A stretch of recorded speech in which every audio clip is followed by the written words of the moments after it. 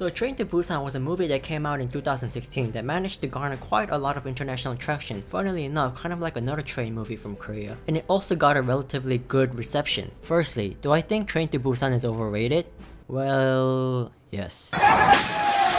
But that doesn't mean I didn't like it. In fact, I very much enjoyed it, and for me personally, it's very much up there with the other greats in this genre. But as much as there are things I loved about this movie, there were definitely moments or tropes that I found to be quite trite or illogical. But first, let's cover some ground basics.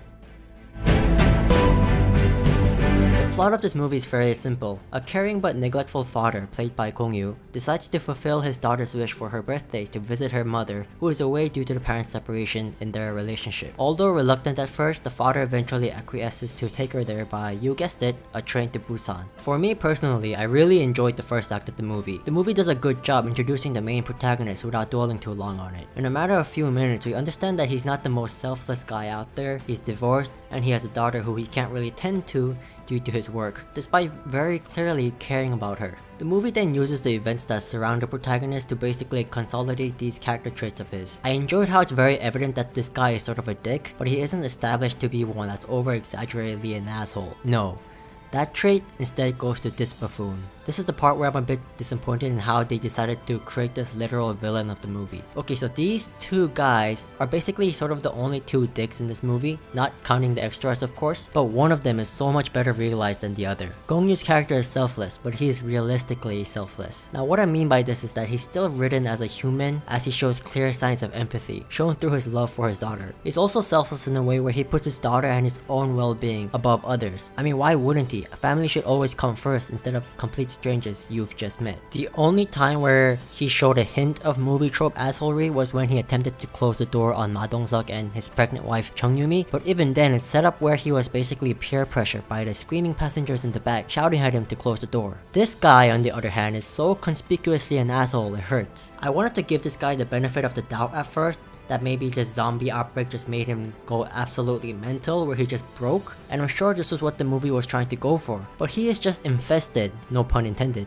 with terrible and dated movie tropes that it was impossible for me to take him seriously. And honestly, it almost took me out of the movie with how comically over the top it was. It was the main reason why his sudden turn at the end of the movie just did not work for me. Like, huh? What? Where did this come from? Where at any point in the movie did this guy show an inkling of characterization that hinted at this? He just goes from a total dickhead to this. Nah, movie. You do not get a pass on this. And worst of all, he doesn't even get a satisfying death. Like, come on, movie. We all know that a comically exaggerated villain deserves a comically exaggerated death. If we don't get one, it's like holding in a sneeze.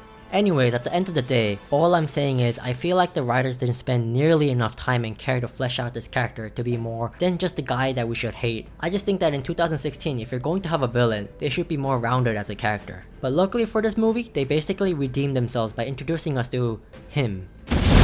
Now this is how you do a comically exaggerated character right. Whenever you have this character on screen, you just can't help but be drawn to him. Despite his demeanor, he's introduced as a husband who's incredibly tender to his pregnant wife. And unlike the other guy, he's multifaceted. After the movie establishes to the audience his gentle side, we're later introduced to his bruteness as well, where he just absolutely demolishes these zombies. But not only that, he's also shown to throw grudges aside for the safety of others, shown through a scene that mirrored a previous scene where their positions were reversed, but unlike Gong-yoo's character, he shows a higher moral standard by waiting for Gong-yoo to enter. This guy is amazing and I wish we had gotten more of him. This part's getting a bit too long, so I'll just quickly say what I thought about the rest of the actors. I thought the kid actress was really good, the baseball student, the pregnant wife, the homeless man, and the conductor did a really good job as well. Sohee from Wonder Girls was okay.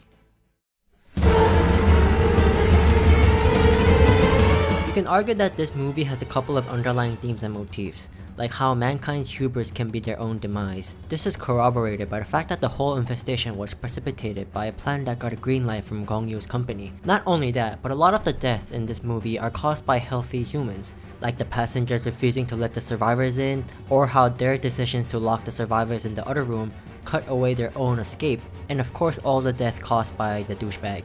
By the way, speaking of the passengers, can we talk about how dumb their decision was? For some reason, they decide to lock the survivors that they fear are infected in a safer cart. Like it was effectively their own decision to put themselves in between the horde and the survivors and inadvertently acting as a meat shield. Now I know some of you may say that, oh, but they would have had no way of knowing that the elderly sister would open the door. First of all, even if they didn't know, putting themselves closer to the zombies is still a terrible idea. Secondly, the movie establishes that although the zombies do not know how to open the doors, they clearly show that in some instances, the sheer force of their weight could very easily break the glass on the doors. So at the back of their mind, they should have always had this precognition to reaffirm what they were doing was asinine. This also goes for the decision to tie down the door on the survivors' side. Like why? The survivors clearly showed that they willingly decided to go to that end on your accord. So why even bother going through all that effort to trap themselves in as well? Also, in the beginning of the movie, they do this cool idea where they glue newspaper on the glass so that the zombies wouldn't get triggered and draw their attention to them. A bunch of passengers were watching when she did this, so you can't make the excuse that they didn't know about it. So my question is, why is this idea never brought up again? I know for a fact that KTX trains in Korea are littered with magazines, newspapers, and water bottles, so it sure as hell can't be due to the lack of resources. Some of you may think I'm nitpicking right now, but this is nothing. If you want real nitpicking, let me show you. During the scene where the three male leads get ready to save their wife, daughter, and compadres, Madam Sok tells Gong-yu to be in the back, and the baseball kid to be in the middle. But in the next scene, Gong-yu has clearly been assigned the position in the middle, and the baseball kid is in the back. Why does certain zombie transformation take forever to occur while others happen in seconds? In this scene, Gong-yu no longer has his DIY arm guard, when in the previous scene he had one. Why did he take it off? Does the nuisance of having one seriously outweigh the benefits? This guy still has his. The arm brace could have really come in handy at this scene. How did these two survive? I've looked at the scene several times now and I can't come up with a solid conclusion. They've blocked their own entrance, meaning the only way to the bathroom is through the same way the zombies are at. And seeing how these zombies like to move in hordes, as shown in this scene, as well as them being all drawn to their direction, there should be virtually no gap for the two guys to squeeze out of, let alone if they were somehow able to sneak past them despite being broad daylight. Why didn't they close the door behind them? Like everyone else at this point, these guys should be well aware that the zombies can't open doors, so why not just be safe and close the door? What? Just in case the team they were split up with shows up? But right before this, they showed that they're nowhere in sight due to the crash. And if it's because they were too preoccupied, Zoe doesn't seem to be doing anything here other than just watch her crush slam his way on the glass. Actually, maybe she was preoccupied after all. 별빛이 내린다.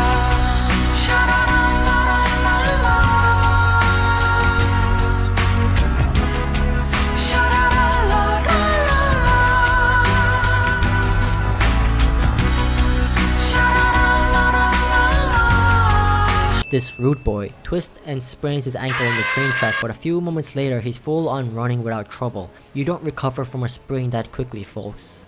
Despite being many months into her pregnancy, she's able to do some very impressive things like crawl in small space and run as fast as a moving train while outrunning the zombies. Also, I'm a bit sad that they didn't utilize something like how she has to hold in screaming in pain when the baby is making trouble in her belly. It could have resulted in some very tense moments like what they did with A Quiet Place. And I'll stop there. Upon hearing this, it probably sounds like I absolutely despise this movie, but as I said in the beginning, that's far from the truth. The movie is nowhere near perfect with its flaws and cliches, but it still has a very enjoyable ride that I had an incredibly fun time with. And I'd be lying if I said the movie didn't make me tear up at parts, even if it was manipulative and melodramatic. For a popcorn zombie flick, it's a great movie to watch and revisit with your friends, and I highly recommend it.